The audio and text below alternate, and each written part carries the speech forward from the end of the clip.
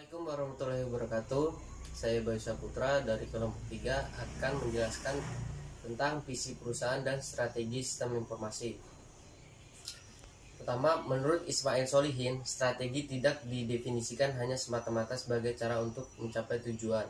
Karena strategi dalam konsep manajemen, strategi mencakup juga penetapan berbagai tujuan itu sendiri melalui berbagai keputusan strategi atau bisa dibilang strategi decision yang dibuat oleh manajemen perusahaan yang diharapkan akan menjamin terpeliharanya keunggulan kompetitif perusahaan. Strategi manajemen dirancang untuk menjadi pegangan bagaimana seharusnya bisnis perusahaan dijalankan dan bagaimana pengambilan keputusan diambil diantaranya berbagai alternatif pilihan tindakan yang tersedia. Strategi didasarkan misi yang telah ditetapkan untuk menuju visi yang diinginkan.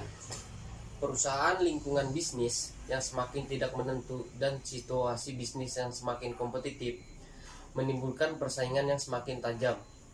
Ini ditandai dengan semakin banyaknya perusahaan milik pemerintah maupun perusahaan milik swasta. Semakin banyaknya perusahaan yang didirikan, baik itu perusahaan berskala besar maupun berskala menengah, adapun juga yang berskala kecil. Banyaknya perusahaan yang didirikan merupakan faktor pemicu tingkat persaingan yang semakin tajam di lingkungan dunia usaha itu sendiri. Berdasarkan latar belakang di atas, maka dapat dirumuskan masalah-masalah sebagai berikut. Yang pertama, ada apa pengertian dari sistem informasi dan strategi. Yang kedua, apa pengertian dari visi, misi, dan tujuan perusahaan. Yang ketiga, bagaimana proses dari visi, misi, dan tujuan perusahaan. Yang pertama, saya akan membahas tentang visi perusahaan. Visi perusahaan adalah citra nilai dari kepercayaan ideal. Visi perusahaan lebih menggambarkan what do you want to become. Sedangkan misi perusahaan lebih menunjukkan what is our business. Visi juga mempunyai beberapa manfaat, diantaranya memudahkan komitmen semangat kerja karyawan. Karyawan tidak akan bekerja dengan penuh antusias jika dia tidak tahu untuk apa dia bekerja. Namun, jika dia tahu apa kontribusi perusahaan pada masyarakat, dia akan lebih termotivasi bahwa dia bekerja bukan hanya untuk perusahaan, tapi juga untuk masyarakat dan lain-lainnya. Menimbulkan rasa kebermaknaan. Salah satu tempat karyawan mencari makna kehidupan diantaranya adalah lingkungan pekerjaannya. Menimbulkan standar yang prima. Jika seorang karyawan memahami dia bekerja untuk suatu tujuan yang sangat mulia, dia akan bekerja penuh semangat dan meletakkan standar prima untuk setiap pekerjaannya. Assalamualaikum warahmatullahi wabarakatuh. Saya Fernanda Aditya Revaldi. Saya akan melanjutkan penjelasan dari Saudara Bayu. Yang adapun karakteristik visi yaitu sebagai berikut. Yang pertama, diciptakan melalui permufakatan atau konsensus.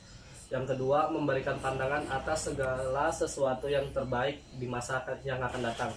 Yang ketiga, mempengaruhi orang untuk menuju ke misi. Yang keempat, tanpa keterbatasan dimensi waktu. Ya, kita masuk materi selanjutnya. Misi perusahaan. Menurut David Fred, terdapat 9 karakteristik yang harus terangkum dalam suatu misi perusahaan, dan arena misi perusahaan merupakan bagian proses strategik manajemen yang akan dipublikasikan kepada masyarakat. Maka misi perusahaan sebaiknya mencakup 9 komponen pokok tersebut, yang terdiri dari yang pertama customer, yang kedua produk or service, ketiga market, keempat teknologi, yang kelima concern for survival, growth, and for profitability.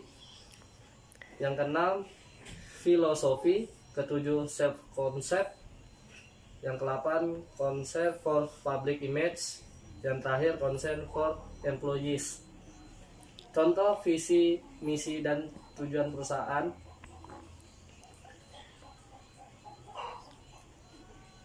Sebagai perusahaan yang bergerak di bidang industri, perdagangan, dan konsultasi teknis sektor pertanian atau perkembangan, PT Bio Industri Nusantara memiliki misi, visi, dan tujuan perusahaan, yakni visi menjadi perusahaan yang tangguh di bidang penyediaan sarana dan jasa produksi untuk meningkatkan produktivitas pertanian dan perkebunan yang berdasarkan sustainabilitas. Misi yang pertama, memproduksi pupuk non kimia, bioaktivator dan biopestisida yang rumah lingkungan. Yang kedua, menyediakan sarana penunjang usaha pertanian dan perkebunan. Yang ketiga, menyediakan jasa konsultasi untuk meningkatkan efisiensi usaha pertanian dan perkebunan berbasis kelestarian lingkungan. Yang keempat, melakukan kerjasama dengan mitra usaha yang saling menguntungkan. Tujuan, memupuk keuntungan melalui tata kelola bisnis yang baik dengan mengutamakan kepuasan pelanggan, mitra usaha, dan stakeholders lainnya. Sistem informasi. Menurut MC Leot, sistem adalah sekelompok elemen-elemen yang terintegrasi dengan tujuan yang sama untuk mencapai sebuah tujuan. Komponen-komponen yang termasuk di sini adalah orang-orang, mesin-mesin, bangunan, bagian akuntansi, dan bagian pemasaran yang berhubungan satu sama lain dengan berbagai cara. Hasil pengolahan data yang tidak memiliki makna atau bermanfaat bagi seseorang bukanlah informasi bagi orang tersebut. Dengan kata lain, yang pertama, informasi merupakan hasil pengolahan data. Yang kedua, memberikan makan atau arti, berguna atau bermanfaat untuk dalam meningkatkan kepastian. Sedangkan MC Lloyd mengatakan informasi yang berkualitas harus memiliki ciri-ciri. Yang pertama, akurat, artinya informasi harus mencerminkan keadaan yang sebenarnya. Yang kedua, tepat waktu, artinya informasi tersebut harus tersedia atau ada saat diperlukan. Yang ketiga, relevan, artinya informasi yang tersedia harus sesuai dengan yang dibutuhkan. Yang terakhir, lengkap, artinya informasi harus diberikan secara lengkap. Pengertian strategi yaitu upaya untuk mencapai tujuan jangka panjang secara efektif dan efisien. Abdul Rifai dan Darsono mengatakan bahwa strategi adalah cara dan alat yang digunakan untuk mencapai tujuan akhir, sasaran atau objek. Strategi harus mampu membuat semua bagian dari suatu organisasi yang luas menjadi satu, terpadu untuk mencapai tujuan akhir. Ini adalah masalah kegiatan operasi organisasi. Sistem informasi dan strategi bisnis. Sistem informasi strategi, sistem komputer yang digunakan level organisasi untuk mengubah sasaran pengoperasian produk, jasa, atau relasi lingkungan untuk membantu organisasi meraih keunggulan kompetitif.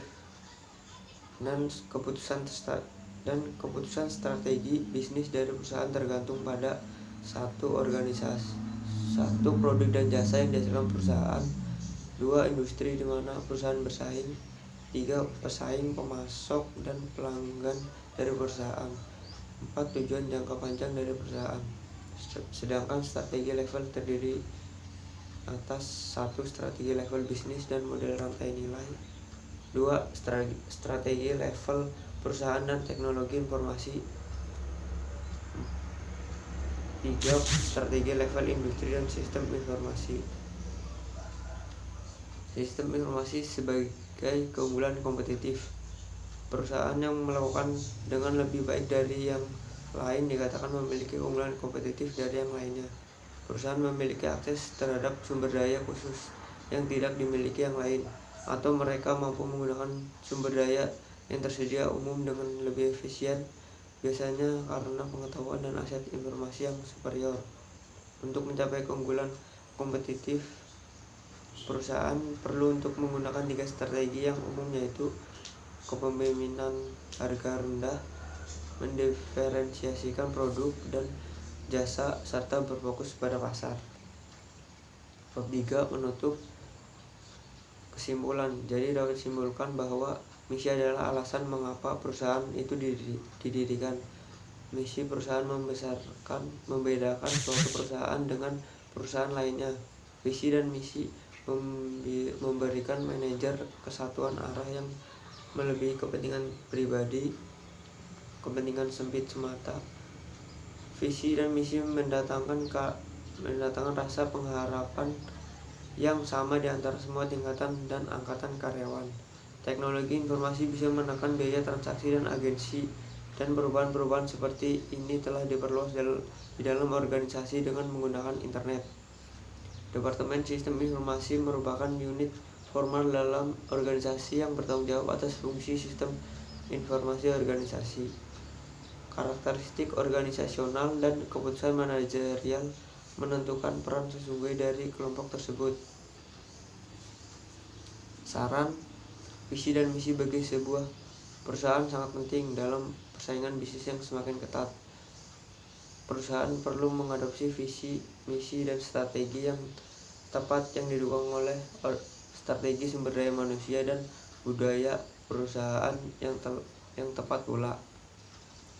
Dalam menghadapi perubahan diperlukan kehati-hatian untuk menyesuaikan diri dengan perkembangan dan sekaligus menjaga kelangsungan organisasi agar mampu bertahan hidup.